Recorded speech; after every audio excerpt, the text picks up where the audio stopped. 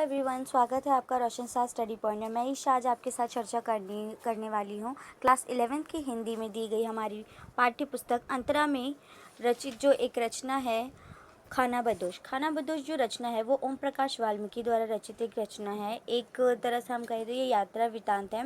और मैंने आपको स्टार्टिंग में बताया था जब सिलेबस का इंट्रोडक्शन दिया था यात्रा वृतांत क्या होते हैं, तो मैं इस पर ज़्यादा चर्चा नहीं करूँगी।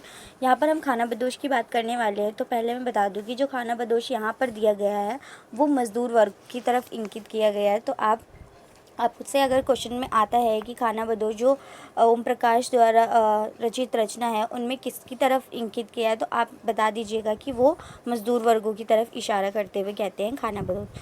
तो खानाबदोश उन्हें कहा गया है। और ऐसा उन्हें क्यों कहा गया, अगर रीज़न देना हो तो हम रीज़न दे सकते हैं कि जो मज़दूर वर्ग होते हैं, अक्सर हमने भी नोटिस किया होगा, तो ये जितनी भी क्लास होती है, जो वर्किंग क्लास होती है, ये गांव से शहर की ओर होते हैं, एक अच्छी ज़िंदगी की तलाश में आते हैं। और इन्हें ऐसा लगता है कि अगर ये गांव से शहर की ओर आएंगे तो उनका जीवन यापन अच्छा हो जाएगा और उनका भविष्य उज्जवल हो सकता है। ऐसा वो क्यों सोचते हैं? क्योंकि उनको लगता है शहर में सुख सुविधा है और अगर यहाँ पे एक बार सेटल डाउन हो जाते हैं तो उनका भविष्य अच्छा हो सकता है, उनके बच्चों का भी भविष्य अच्छा हो सकता है। तो इसलिए वो शहर में आते हैं एक विकास के लिए। और ये जब स्टार्टिंग करते हैं तो गांव के लोग इतने पढ़े लिखे नहीं होते हैं, तो जब वो शहर में आते हैं तो उन्हें सबसे पहले वो ऐसे काम ढूंढते हैं जो आसानी से मिल जाते हैं। तो वो ज़्यादातर मजदूरी का काम करते हैं। तो मजदूरी यहाँ पे ईंट भट्टी का काम दिखाया गया है। ईंट भट्टी में किस तरह से जो जितने भी वर्किंग क्लास के लोग हैं, जितने भी मज़दूर आए, वो किस तरह से कार्य करते हैं और उनके साथ कैसा शोषण किया जा रहा है उसके बारे में यहाँ दिखाया गया है। तो कहानी की शुरुआत करने से पहले एक बार हम देख लेते हैं कि कहानी में है क्या। तो खानाबदोश कहानी ओम प्रकाश वाल्मीकि द्वारा रचित रचना है, ये हमने चर्चा कर ली। नेक्स्ट है, इस कहानी में कहानीकार ने मजदूरी करके किसी तरह गुजर बसर कर रहे मजदूर वर्ग के शोषण और यातना को चित्रित किया है। तो हम हमारे जो पूरे चैप्टर में मूल केंद्र है या मूल संवेदना है, उसमें हम क्या लिखेंगे कि कहानीकार जो है यानी ओम प्रकाश वाल्मीकि जी, वो अपनी रचना में मजदूरी करके किसी तरह गुजर बसर कर रहे मजदूर वर्ग के शोषण और यातना को चित्रित किया गया है। यहाँ पर दिखाया गया कि किस तरह से जो मजदूर वर्ग है उनके ऊपर शोषण किया जाता है और ये शोषण पूंजीपति लोग द्वारा करते हैं। और ये पूंजीपति लोग अपने आप को बहुत ज़्यादा बड़ा समझने लगते हैं और उन्हें ऐसा लगता है कि हम जो चाहे इनसे करवा सकते हैं, क्योंकि जो ये मज़दूर वर्ग है वो मजबूर होता है। और उनकी मजबूरी का कारण क्या है कि उनको 2 वक्त की रोटी भी नहीं मिल रही है और वो ऐसी जगह रहने आए हैं जहाँ का खर्चा बहुत ज़्यादा होता है। आपको पता ही होगा शहर के खर्चे बहुत ज़्यादा होते हैं, चाहे फिर आप उसके घर हो, बिजली हो, पानी हो, खाना हो, इसके खर्चे इतने ज़्यादा होते हैं। तो ये मज़दूर वर्ग इतनी सारी चीज़ों को वहन नहीं कर पाता है, इसीलिए उसको ना चाहते हुए भी जितने भी जो पूंजीपति लोग हैं उनके द्वारा किए गए शोषण को बार बार झेलना पड़ता है और चुप रहना पड़ता है। तो उनके किस तरह से ये मज़दूर वर्ग का जीवन होता है, किस तरह से उनको एक जगह से दूसरी जगह आने में एडजस्टमेंट करने में किस तरह से प्रॉब्लम होती है, क्योंकि गांव में रहने वाला व्यक्ति शहर में आया है, किस तरह से उसके लिए सारा वातावरण होता है, उन सब के बारे में बताया गया है कहानी में। और बताया गया है कि किस तरह से महिलाओं के ऊपर अत्याचार किया जाता है। यहाँ पे मतलब महिलाओं पर भी बहुत ज़्यादा विशेष ध्यान दिया गया है, क्योंकि जो मज़दूर वर्ग है उनमें भी महिलाओं पर सबसे ज़्यादा शोषण किया जाता है। और शोषण किस संदर्भ में किया जाता है, तो उनके साथ यौन शोषण किया जाता है, शारीरिक शोषण किया जाता है। तो उसकी चर्चा यहाँ पे की गई है। साथ ही उच्च जाति और नीच जाति के बीच की गहरी खाई को भी दिखाया गया। तो यहाँ पे लेखक ने एक बात और कही है कि ऊंची जाति और ऊंच नीच का जो भेदभाव होता है, जातिवाद भेदभाव यानी जातिगत जो भेदभाव समाज में होता आ रहा है, उनके बारे में इन्होंने दिखाया है।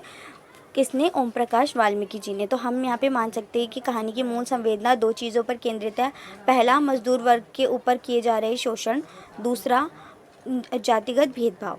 तो इन चीज़ों पर हम आज चर्चा करने वाले हैं। वाल्मीकि ने इस पाठ में मजदूरों के ऊपर हो रहे शोषण को दर्शाया। तो मैंने बात कर लिया था इस पर कि हम उस पर चर्चा करेंगे। तो कहानी की शुरुआत करते हैं, लेकिन इससे पहले हम इस कहानी में जितने भी कैरेक्टर्स आए हैं उन पे बात करते हैं। कैरेक्टर्स यानी पात्र जो कहानी में आए हैं, उनमें सबसे पहले जो है वो है सुकिया और मानो। सुकिया पति और मानो पत्नी है।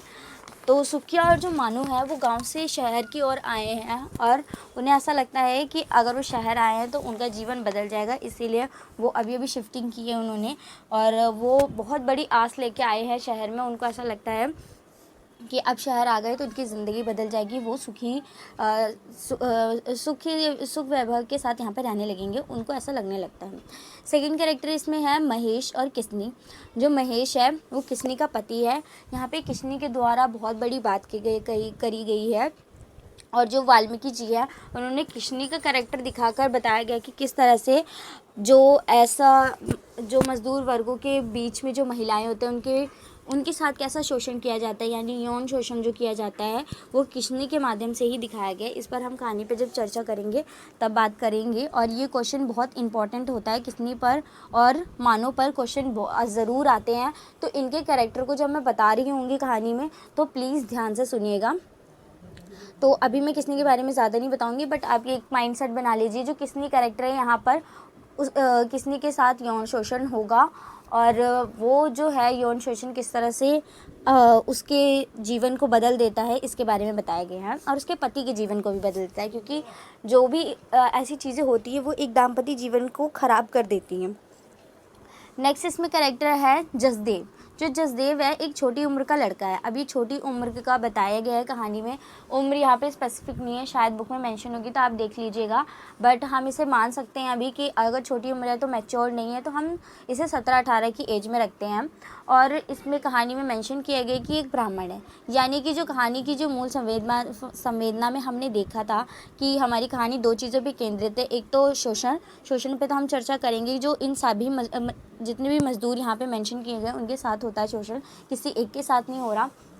सेकेंडली जो इसमें ब्राह्मण मतलब जो जातिगत भेदभाव दिखाया गया है वो जसदेव के द्वारा ही दिखाया गया कि वो ब्राह्मण है, जबकि जो मानव सुखिया या फिर और भी जो लेबर है वो लोग नीची जाति के। तो किस तरह से वो उनके साथ व्यवहार करता है जसदेव, उसके कैरेक्टर की व्याख्या इसमें बहुत अच्छे से की गई है। इसके अलावा यहाँ पे जो पात्र दिए गए हैं वो है मालिक मुख्तार सिंह और मालिक का बेटा सूबे सिंह। तो जो मुख्तार सिंह है वो मेन हेड है, यहाँ पे जो कारखाना है ईंट की भट्टी है उसका मेन जो मालिक है वो मुख्तार सिंह है, लेकिन कुछ दिनों के लिए वो बाहर चला गया काम से, तो जो उसका बेटा है सूबे सिंह वो आया है यहाँ पर संभालने के लिए। और आपको पता होगा कि अमीर बाप की जो बिगड़ी औलाद होती है वो किस तरह से होती है कि उनको तो ये लगता है कि हमारे बाप दादा का दिया हुआ सब कुछ है। आई एम सॉरी अगर मैं कोई स्लैंग लैंग्वेज यूज़ करी होंगी तो, but it's just for your understanding. तो उनको ऐसा लगता है कि हमारे जो भी पूर्वजों ने देखे गए हैं तो हमें बहुत ज़्यादा सब कुछ मिल गया है, हम उसे का लाभ उठाना चाहिए। तो जितने भी ये लोग होते हैं ठाट बाट का जीवन जीने वाले, इनको लगता है कि हम दूसरों पर शोषण करने का अधिकार मिल गया और हम शोषण कर सकते हैं। तो वैसा ही यहाँ पे सूबे सिंह करता है। सूबे सिंह को बिल्कुल चिंता नहीं होती है, उसको लगता है कि यहाँ पे रहने वाले जितने भी लोग हैं सब मेरे नौकर है, तो मैं किसी के भी साथ कैसा भी व्यवहार कर सकता हूँ, कोई मेरे खिलाफ़ नहीं बोलेगा, और अगर मेरे खिलाफ़ कोई बोलता है तो मैं उसके साथ बुरा व्यवहार कर सकता हूँ, ऐसा उसको लगता है सूबे सिंह को, और वो एक्चुअल में ऐसा करता भी है। तो कहानी बहुत ही ज़्यादा मूल संवेदना से भरी हुई है, यहाँ पे इमोशनली चीज़ें और एक ऐसा एटमॉस्फेयर क्रिएट करती है हमारे सामने कि हमें दिखाती है कि कोई भी जीवन आसान नहीं होता, खासकर जो मज़दूर वर्ग है उनको कितनी ज़्यादा कठिनाइयाँ झेलनी पड़ती है। इसके अलावा यहाँ पे असगर ठेकेदार पात्र को भी दिखाया गया है। ये जो ठेकेदार, आपको पता ही होगा ठेकेदार का काम क्या होता है, उसको काम दिया जाता है कि आपको मज़दूरों से काम कराना है। तो यहाँ पे जो असगर नाम का ठेकेदार है वो लोगों से काम कराता है, लेकिन ये सूबे सिंह से बहुत डरा करता था जो मालिक का बेटा था। तो आप कहानी की शुरुआत करते हैं और देखते हैं कि कहानी में क्या क्या चीज़ें होंगी। तो कहानी जो शुरू होती है वो सुखिया और मानो से ही होती है। जैसा मैंने बताया था कि मेन कैरेक्टर यहाँ पे मानो है, तो सुखिया और मानो पहला कैरेक्टर और मेन कैरेक्टर अभी मान लेते हैं। असगर ठेकेदार के साथ तरक्की की आस लेकर ये लोग गांव छोड़कर ईंटे की भट्टी पर काम करने आए थे। मैंने बताया था कि ये लोग गांव छोड़कर शहर की ओर आए थे, एक अच्छे जीवन की तलाश में आए थे, और ये ईंट की भट्टी पर काम करना शुरू किया था इन लोगों ने, और सोचे थे कि धीरे धीरे इनकी तरक्की होगी, फिर ये अपना एक पक्का मकान बनाएंगे। भट्टी पर मोरी का काम सबसे खतरनाक था। मोरी का काम क्या होता है, तो मोरी के काम में क्या था कि मैंने बताया कि ईंट की भट्टी का कारखाना है, तो जो ईंट की भट्टी, ईंट को जो पकाना होता है ना, उसके लिए आपको जो आग वाग तैयार करनी होती है उसका काम मोरी का काम कहलाता था। इसमें आपको कोयला, बुरादा या लकड़ी या फिर जो भी ऐसी सूखी चीज़ें हैं उसको अंदर डाल के, यानी जो भी अंदर खाई जैसा बना होगा उसमें डालकर गरम करते हैं, आँच तैयार करते हैं ताकि जो ईंट है उसको पकाया जा सके। तो ये सबसे ख़तरनाक काम होता था, क्योंकि अगर छोटी सी भी अगर चूक हो जाएगी इसमें तो फिर इंसान की मौत भी हो सकती है। तो ये बहुत ज़्यादा ख़तरनाक काम हुआ करता था। यहाँ पे ये चीज़ें मेंशन भी की गई है कि मोरी का काम क्या होता है। तो छोटी सी असावधानी मौत का कारण बन सकती थी। असगर ठेकेदार ने सुकिया और मानो को एक सप्ताह के काम से खुश होकर उन्हें सांचे पर ईंटें पाथने का काम दे दिया था। अब जो असगर ठेकेदार है उसने सुकिया और मानो को क्या किया, उनकी तरक्की हो गई थी, हम मान सकते हैं एक सप्ताह के अंदर ही हो गई थी, और उनको सांचे पर ईंट पाथने का काम दे दिया। यानी कि जब इन्होंने काम शुरुआत की होगी तो मोरी के काम से ही शुरू किया होगा, क्योंकि सबसे छोटा काम यही था वहाँ पर कि आपको आँच तैयार करनी होती थी ईंटें पकाने की। बाद में फिर जो ईंटों का सांचा तैयार करना होता था वो दिया जाता था। तो पहले इन लोगों ने छोटे काम से शुरुआत की थी अपनी, ताकि इनकी तरक्की हो, और एक सप्ताह के अंदर ही इन्होंने इतना अच्छा काम किया कि जो असगर ठेकेदार था वो खुश होकर इनकी तरक्की कर देता है, और जो सुकिया है उसको सांचे पर ईंट पाथने का काम देता है। अब सांचे पर ईंट पाथने का काम क्या होता है, जो शेप साइज़ डिसाइड करनी होती है ईंटों की, वो काम होता है। तो वो चीज़ होती है इसमें। नेक्स्ट है भट्टे पर दिन तो गहमा गहमी वाला होता था, लेकिन रात होते ही भट्टा अंधेरे की गोद में समा जाता था। यहाँ पे हम कह सकते हैं कि ये एक तरह से वातावरण बताना चाह रहे हैं लेखक कि किस तरह से वातावरण होता था। दिन में गहमा गहमी क्यों होती थी, क्योंकि वहाँ पे वर्कर्स हैं, बहुत ज़्यादा काम कर रहे हैं, और जब 4-5 लोग होते हैं तो बातें करते करते काम होते तो, और काम भी ऐसा है तो थोड़ा आवाज़ वगैरह आती ही रहती है, कारखानों में तो आवाज़ आती है। लेकिन जब रात होती है तो सन्नाटा हो जाता है, और वो सन्नाटे जो होती है ना, वो ऐसा लगता है कि जो पूरा भट्टा है या जो भी काम करने वाली जगह उनकी, वो सारी जो अंधेरे की गोद है उसमें समा गई, यानी वो बिल्कुल भी दिखाई नहीं दे रही है, और किसी को लगता भी नहीं कि वहाँ पे कुछ ऐसी चीज़ होगी। अक्सर ऐसे ही होता है, कारखाने वाली जगह वैसी बहुत डरावनी सी लगती है। मानो भट्टे के माहौल से तालमेल नहीं बिठा पाई थी। जो मानो है और सुकिया भी मैंने बताया था वो गांव से आए थे, और मानो जो उनकी पत्नी थी वो भट्टे के माहौल से तालमेल नहीं बिठा पाई थी, क्योंकि उसको अभी भी अपनी जो गांव वाली ज़िंदगी वो याद आ रही थी। उसको लगता था कि गांव की ज़िंदगी शहर की ज़िंदगी से ज़्यादा अच्छी है, और एक्चुअल में ऐसा होता भी है, क्योंकि गाँव में जो शांति है वो शहर में कभी नहीं मिल सकती। शहर में रात हो या दिन हो, हर समय शोर शराबा होता ही रहता है, और गांव में शांति होती है, चहल पहल होती है, लोगों में मेल मिलाप होता है, लोग आपस में मिलकर बैठकर खाना खाते हैं, बातचीत करते हैं, अपने दुख दर्द शेयर करते हैं। लेकिन शहर में सबका अकेलापन इतना ज़्यादा बढ़ जाता है कि सब अपने अपने में ही लगे रहते हैं। उनके अंदर जो सेल्फिशनेस इतनी हो जाती है कि लोग एक दूसरे से बात करना भी पसंद नहीं करते हैं, और ये चीज़ें मानो को समझ आ रही थी, और महिलाओं को ये सारी चीज़ें बहुत जल्दी समझ आती हैं। तो ये चीज़ें उसने एब्जॉर्व की, इसीलिए उसको जो शहर का वातावरण है वो बिल्कुल भी पसंद नहीं आता था। खाना बनाते समय चूल्हे से आती चिटपिट की आवाज़ से उसे अपने मन की दुश्चिंताओं, आशंकाओं की आवाज़ें सुनाई देती है। यानी अब वो खाना किस में बनाती है, चूल्हे पे खाना बना रही है। अब आप सोच सकते हो कि एक मज़दूर का जीवन कैसा होता है कि वो काम कर रहा है ऐसी जगह, पहली बात तो इतनी ख़तरनाक जगह, उसके अलावा उनके घर के नाम पे क्या एक झोपड़ी है, वो झोपड़ी भी कारखाने के आसपास ही होती है। उस झोपड़ी में कोई सेफ्टी नहीं होती, जंगल का एरिया होता है कारखाने जहाँ भी होते हैं, वहाँ पे जानवर या फिर कीड़े मकोड़े उनके आने का भी डर होता है। फिर भी वो लोग उसी जगह रहते हैं, क्योंकि उनके पास और कोई ऑप्शन नहीं है। एक पक्का मकान खरीदने के लिए, वो भी शहर में, बहुत पैसे लगते हैं जो एक मज़दूर नहीं कमा सकता, उसके लिए दिन की रोटी कमाना ही बहुत मुश्किल होती है। तो इसीलिए वो लोग ऐसी जगह पर रह रहे हैं। ऊपर से वो चूल्हे पर वो जब खाना बनाती है तो उस पर जो चिंगारियाँ निकलती है उसको देख कर उसको क्या है, एक दुश्चिंता और आशंका। अभी दुश्चिंता और आशंका कौन सी है? ये आशंका उसके मन में जो थी वो थी शारीरिक शोषण का डर, बात ना मानने पर प्रतिकूल व्यवहार की घबराहट। इससे ये पता चलता है कि एक महिला होने के ना कह सकते हैं, एक महिला होने की वजह से उसके ऊपर शोषण किया जा रहा है उसके पति के द्वारा। एक तो वो गांव से शहर की ओर आई है, उसके लिए पूरा माहौल चेंज है। दूसरा, उसको जो वर्क प्लेस दिया गया है वो वर्क प्लेस उसके अकॉर्डिंग नहीं है, उसको सूटेबल नहीं लग रहा, फिर भी वो काम कर रही है, इतने मुश्किल काम कर रही है। उसके अलावा उसका पति उसके साथ शोषण भी कर रहा है, और वो शोषण सिर्फ शारीरिक शोषण नहीं है बल्कि उसके साथ दुर्व्यवहार करने पे का भी है। यानी उसके साथ घरेलू हिंसा की जाएगी, उसके साथ मारपीट की जा सकती है। अब आप ये सोचिए कि दोनों इक्वली काम कर रहे हैं, कि पति भी वही काम कर रहा है, पत्नी भी वही काम कर रही है, उसके बावजूद भी पति अपने आप को ज़्यादा बड़ा समझ रहा है, और उसके साथ उसको इस बात का डर है पत्नी को कि कहीं पति उसके साथ दुर्व्यवहार ना करे। और वो पति दुर्व्यवहार क्यों करेगा? क्योंकि वो अपने आप को हेड ही समझेगा, चाहे भले ही दोनों साथ में काम करते हों, तो उसको इस बात का भी डर है। और हम कह सकते हैं कि ये जो शारीरिक शोषण और जो इसने बात चर्चा की है मानो ने, वो इसे बाहर से भी डर है और घर में भी डर है, क्योंकि महिलाओं को सिर्फ घर में ही डर नहीं होता, बाहर भी ऐसी चीज़ें हैं जो उसको प्रताड़ित कर रही होती है। उसके अंदर ये टेंशन, वो डर और एक तरह की झिझक उत्पन्न करती है जो मानो के अंदर अभी आ रही है।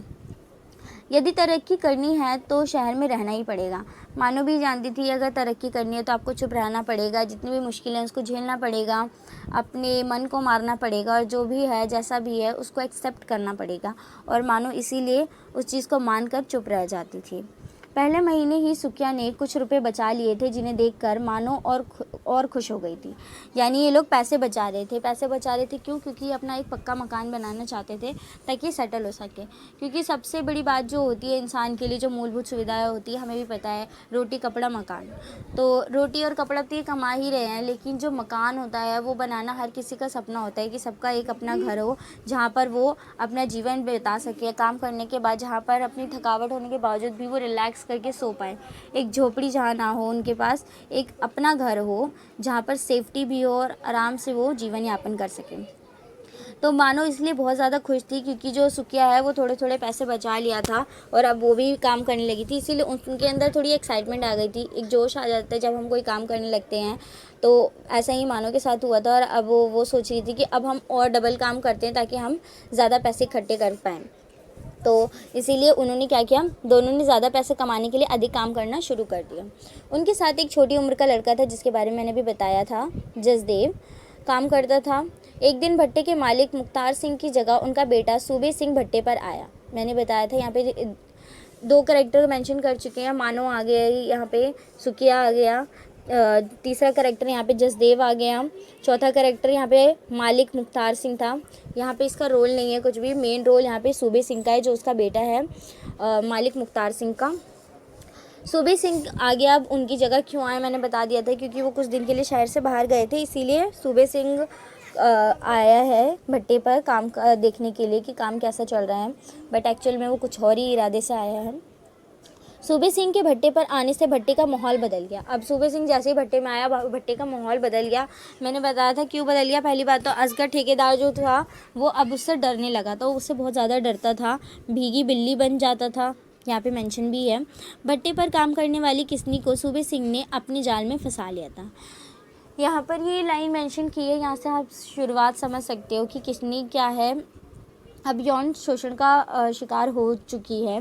क्योंकि एक दिन क्या था कि आपकी बुक में मेंशन होगा पूरा चैप्टर, हम यहाँ पे समरी कर रहे हैं तो इसलिए मैं आपको सिर्फ शॉर्ट में बता रही हूँ, बट मैं एज अ ग्लिम्स दे दूँ कि स्टोरी में क्या था कि जब सूबे सिंह आता है तो किसनी का रूप रंग थोड़ा सा सांवला था, लेकिन जो सूबे सिंह है उसको किसनी बहुत ज़्यादा पसंद आ जाती है अपनी अदाओं की वजह से, या कुछ भी ऐसा बुक में मेंशन है।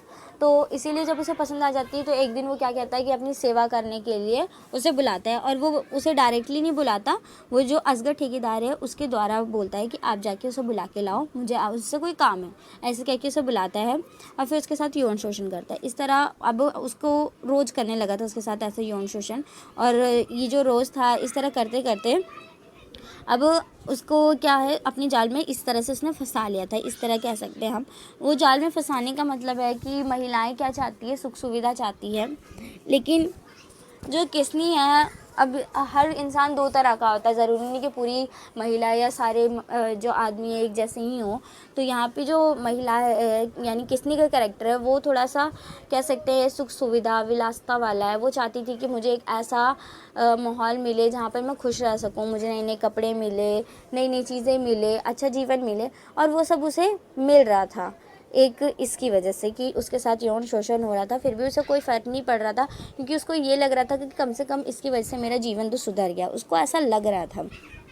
और उसके साथ अब क्या क्या चीज़ें नहीं हो रही थी कि अब जो यहाँ पे सूबे सिंह है यानी कि मुख्तार सिंह जो है उसका बेटा सूबे सिंह, वो उसके लिए नए नए साबुन लेके आ रहा था, कपड़े लेके आ रहा था, ट्रांजिस्टर हम कह सकते हैं रेडियो जैसा, तो वो लेके आया था सूबे सिंह उसके लिए। उसे शहर घुमाने ले जाया करता था, बहुत कुछ दिनों तक उसे शहर ले जाया करता था घुमाने के लिए।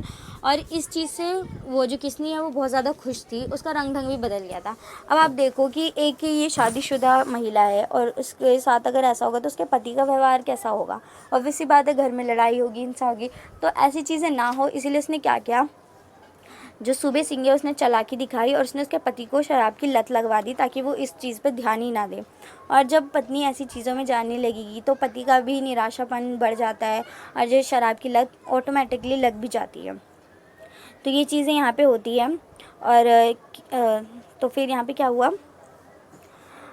हाँ, भट्टे पर काम करने वाली किसनी को सूबे सिंह ने अपने जाल में फंसा लिया था।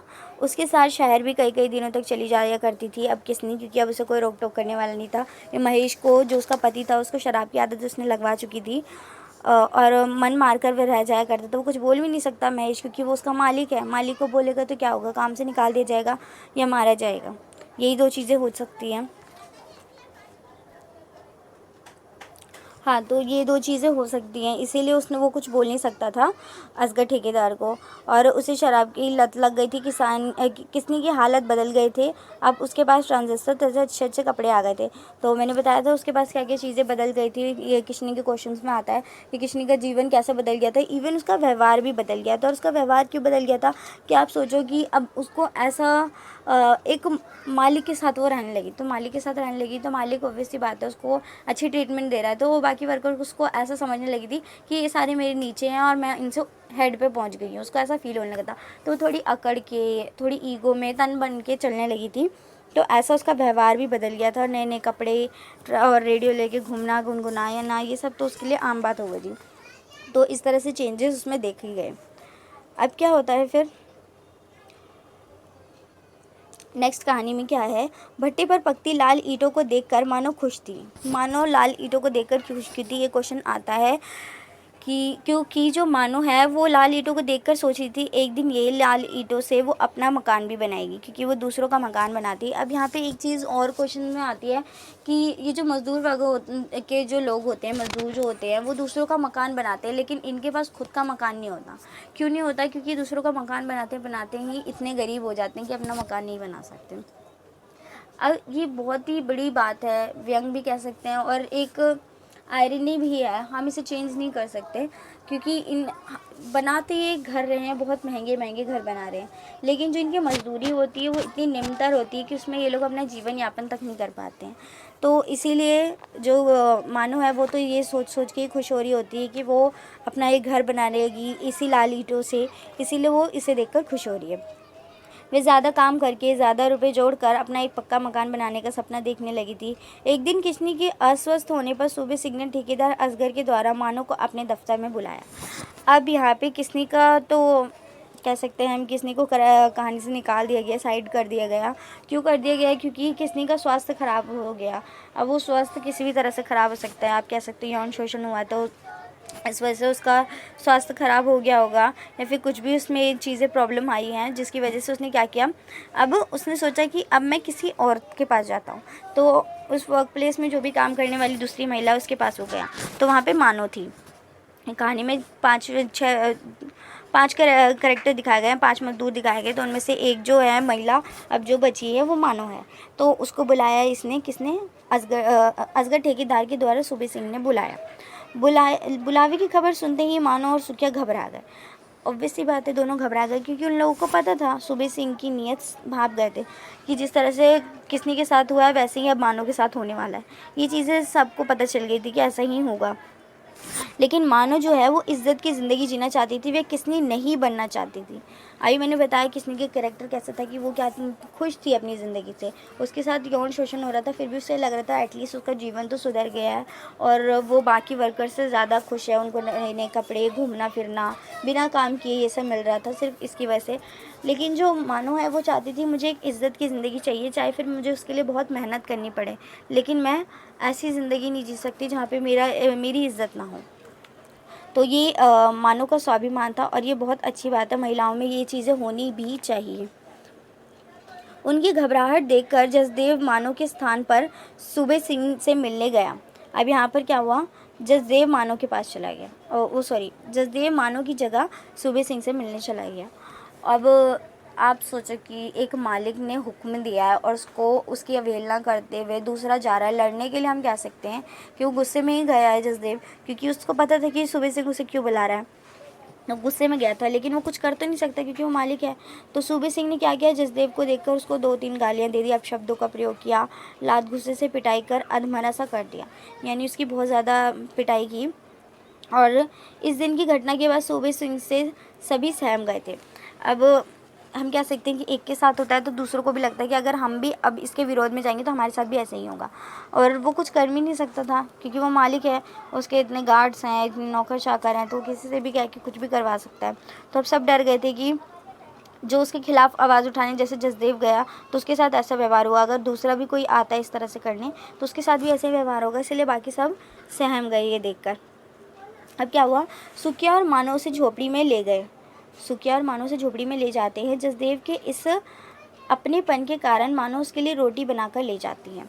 अब मानो को क्या लगने लगता है कि कम से कम उसने मेरे लिए खड़े होकर आवाज़ उठाई और जसदेव सिंह से सूबे सिंह से लड़ने के लिए गया, तो वो बहुत ज़्यादा सोचती है कि ये मेरी वजह से पिटा है तो मैं इसका ख्याल रखती हूँ। तो ये लोग इससे झोपड़ी पे लेके जाते हैं, मरहम पट्टी करते हैं, साथ में उसके लिए खाना बनाकर ले जाती है। लेकिन जो यहाँ पे जो क्या नाम है इसका, जसदेव, वो खाना नहीं खाता है। वो ब्राह्मण होने के कारण मानो की बनाई हुई रोटी नहीं खाता है। अब यहाँ पे मैंने बताया था कि वो एक ब्राह्मण है, तो वो किस तरह से दिखा रहा है, मतलब आप सोच सकते हो कि वो इतनी बुरी हालत में है, वो पिटा हुआ है, उसको भूख भी लग रही है कि वो खाना बना भी नहीं सकता, उस लायक भी नहीं है, और उसके पास कोई नहीं है अपना कि उसे खाना बना के दे, क्योंकि जो मज़दूर वर्ग होते हैं वो अकेले ही शहर में आते हैं एक काम की तलाश में, अच्छे जीवन की तलाश में, वो अपनी फैमिली लेके कभी नहीं आते हैं। तो वो जो ये भी है, कम उम्र का है लड़का, फिर भी इतनी पिटाई के बाद भी वो उसे खाने से इनकार कर देते, सिर्फ इस भावना की वजह से कि मैं ऊंची जाति का और नीची जाति का खाना नहीं खा सकता हूँ। तो आप ये सोचो कि जो जातिवाद की भावना है वो लोगों में इतनी अंदर तक भरी हुई है कि वो चाहे कुछ भी हो जाए, मरने को तैयार है, लेकिन किसी की नीची जाति का खाना नहीं खा सकते हैं। तो ये चीज़ों पर बहुत लेखक ने ध्यान दिया है। असगर ठेकेदार जसदेव को शुकिया और मानो के चक्कर में ना पड़ने की सलाह देता है। असगर ठेकेदार जो है वो ऑब्वियसली बात है, अब कह रहा है कि आप इनके चक्कर में मत पड़ो, क्योंकि अगर तुम भी पड़ोगे तो तुम्हारे साथ भी ऐसा व्यवहार होगा जैसा अभी हुआ, इससे भी बुरा हो सकता है, क्योंकि अभी तो सिर्फ आपको मारा ही गया है थोड़ा सा, क्या पता कि आपको काम से निकाल दिया जाए और दूसरी जगह भी काम ना मिले, क्योंकि वो मालिक है, मालिक का बेटा है और वो कुछ भी कर सकता है। तो इसीलिए क्या हुआ कि जसदेव का व्यवहार भी मानो और सुकिया के प्रति बदल गया। अब उसने उसके दिमाग में ये बात बिठा दी कि अगर आप उनका सपोर्ट करते तो आपके साथ भी बुरा वो कर सकता है। कौन, जो मालिक का बेटा है सूबे सिंह, इसीलिए आप उनका सपोर्ट देना बंद कर दो। वो सजेशन कौन देता है, जो असगर ठेकेदार है। मतलब आप सोच सकते हैं, तो मनुष्य जो है वो खुद मदद करने के लिए आते नहीं है, समाज खुद मदद करने नहीं आता, दूसरों को भी भड़काता है कि आप भी मदद ना करो। ये चीज़ हमें यहाँ से पता चल रही है। सूबे सिंह सुकिया और मानो को तंग करने लगा। क्यों तंग करने लगा, क्योंकि क्या किया, मानो ने उसकी बात की अवहेलना की, सुकिया ने भी मना किया, उसने अपनी पत्नी को जाने ही नहीं दिया। उसने सुकिया से साचा छीन कर जसदेव को दे दिया। अब उसने क्या किया, अब आप देखो, जसदेव सिंह पिछली रात को उसकी मदद करने गया और अगली रात को उसकी तरक्की करके उसने क्या किया, सूबे सिंह ने जो जिसकी मदद करने गया था, यानी सुकिया की मदद करने जब जसदेव सिंह गया था, तो उसने सुकिया का काम ही उसको दे दिया जसदेव सिंह को, और उसकी तरक्की कर दी। यानी वो एक तरह से क्या कर रहा है, भड़का रहा है, जो उसकी मदद करने आ रहा है उसको भी भड़का रहा है। इससे क्या होगा, उसने ये दिमाग लगाया है सूबे सिंह ने कि अगर मैं जसदेव सिंह की तरक्की कर दूंगा तो क्या होगा, वो मेरे तरफ से हो जाएगा, मेरी हित में हो जाएगा, और वो मेरे खिलाफ़ अब दोबारा आवाज़ नहीं उठाएगा, क्योंकि उसने पहले आवाज़ उठाई। तो जो मानव होता है वो क्या होता है, अपनी तरक्की का, अपनी सक्सेस का, एक सुख सुविधा का ही भूखा होता है। तो उसको जब मिल गई तरक्की तो वो अब क्या करेगा, अब वो उसके खिलाफ़ आवाज़ उठाएगा ही नहीं। तो ऐसे ही क्या, सूबे सिंह ने उसकी तरक्की कर दी और उसको क्या किया, शुकिया का ही काम दे दिया और शुकिया को मोरी का काम दे दिया। हमने कहानी की स्टार्टिंग में ही चर्चा की थी, जो मोरी का काम था वो सबसे खतरनाक काम होता था, उसमें जान जाने का भी खतरा था। फिर भी उसने क्या किया, मतलब लोगों की तरक्की होती है, जसदेव की तरक्की हुई, लेकिन जो सुकिया है उसने कुछ गलती की भी नहीं, उसके बावजूद भी उसको क्या किया, उसकी जो पोजीशन है उससे हटाकर उसको नीचे वाली पोजीशन दे दी गई। अब मानो भी है वो डरने लगी थी। उसको लगा था इन्होंने जैसा व्यवहार किया है इससे क्या पता हमारा जीवन और बुरा होता जाएगा, बदतर हो जाएगा। मज़दूरी छोटी छोटी बातों पर कटने लगी थी। मतलब अब ये गलती नहीं करते थे, फिर भी ये जो जानबूझकर जो मालिक है या ठेकेदार है वो कुछ ना कुछ गड़बड़ खुद ही करके इनकी मज़दूरी काट लिया करता था। जसदेव भी मानो पर हुक्म चलाने लगा था। अब जसदेव भी क्या था, अब उसकी तरक्की हो गई थी तो वो क्या कर रहा था, मानो पर हुक्म चला रहा था कि आप काम करो। जबकि आप सोचो कि जसदेव एक छोटी उम्र का लड़का था, फिर भी वो अपनी से इतनी बड़ी कह सकते हैं हम बहन या माँ के समान जो भी थी उस पर हुक्म जमा रहा है।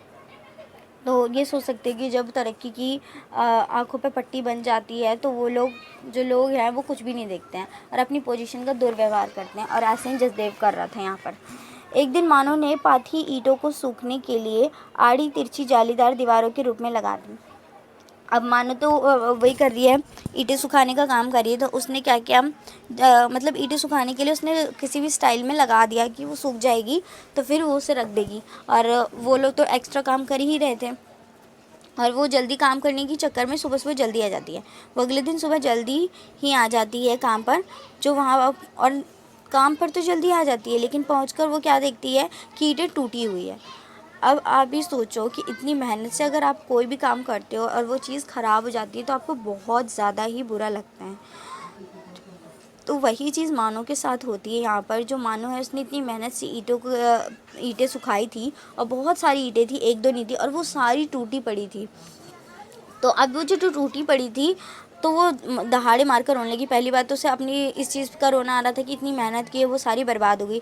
दूसरी ये बात है कि उसकी जो ये मेहनत है जो बर्बाद हो गई है, अब इसके लिए उसे कोई पैसा नहीं मिलेगा, क्योंकि ये जो ठेकेदार होते हैं या फिर जो भी मज़दूरों का काम होता है उनको काम के हिसाब से पैसे मिलते हैं, और अगर उनका काम ख़राब हो जाता है तो उनके पैसे काट लिए जाते हैं। और ऐसा ही होता है, जो ठेकेदार है वो टूटी ईंटों की मजदूरी देने से साफ इनकार कर देता है। यहाँ पे आप मेंशन भी है तो मना कर देता है। उसकी आवाज़ सुनकर, यानी मानो की आवाज़ सुनकर क्या है, सभी मजदूर इकट्ठे हो गए। आवाज़ सुनकर सुखिया भी वहाँ आ जाता है और टूटी हुई ईंटें देखकर कुछ समझ नहीं पाता है। मतलब पहले स्टार्टिंग में तो जो सुखिया उसको भी कुछ समझ नहीं आता कि ऐसा क्या हुआ, ऐसा कैसे हो सकता है कि ये रात को ही गए, पूरा कारखाना बंद था, तो फिर ये ईंटें कैसे टूट गई। तो दो तीन लोगों पे उसको शक आता है कि शायद ये काम जसदेव ने किया गया होगा, क्योंकि अब वो उनसे ऊंची पोस्ट पर चला गया था तो ये काम वो भी कर सकता है, या फिर उसे लगता है कि ठेकेदार ने ऐसा किया होगा, क्योंकि या तो वो सूबे सिंह के कहने पर ऐसा कर रहा होगा ठेकेदार। तो ये चीज़ों पे शक आता है, बट वो बाद में समझ आता है कि ये लोग चाहते ही नहीं कि हमारी तरक्की हो और हम यहाँ पे कमाएं। इसीलिए वो एक लाइन मेंशन करता है कि अपनी बीवी को कहता है कि चल ये लोग हमारा घर नहीं बनने देंगे, यानी कि हम चाहे कितनी भी मेहनत कर लें ये लोग चाहते ही नहीं है कि हम सक्सेसफुल हो, और ये हमारी लाइफ में दुविधा डालने की या रुकावट डालने की कोशिश करेंगे ही करेंगे ज़िंदगी में। इसीलिए वो ये लाइन बोलता है। सुखिया और मानो, अब सुखिया और मानो दोनों बुरी तरह से क्या होता है, टूट जाते हैं। क्यों टूट जाते हैं, क्योंकि उन्होंने एक सपना देखा था और एक सपना देख के ही वो गांव से शहर के हो रहे थे। उन्हें लगा था कि यहाँ पर उनका जीवन स्तर सुधर जाएगा, वो एक अच्छी लाइफ जीने लगेंगे, सेटल हो जाएंगे यहीं पे।